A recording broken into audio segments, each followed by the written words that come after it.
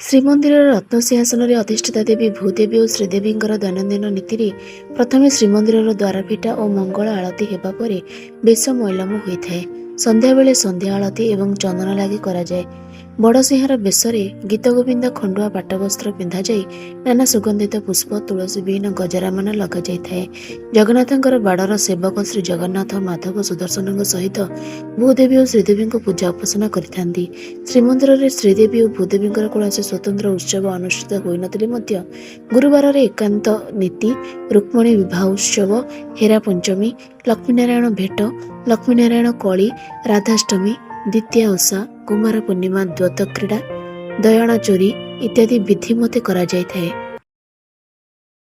ଶ୍ରୀମନ୍ଦିରର ରତ୍ନସିଂହାସନରେ ଅଧିଷ୍ଠିତା ଦେବୀ ଭୂଦେବୀ ଓ ଶ୍ରୀଦେବୀଙ୍କର ଦୈନନ୍ଦିନ ନୀତିରେ ପ୍ରଥମେ ଶ୍ରୀମନ୍ଦିରର ଦ୍ୱାରପିଠା ଓ ମଙ୍ଗଳ ଆଳତି ହେବା ପରେ ବେଶ ମୈଲମ ହୋଇଥାଏ।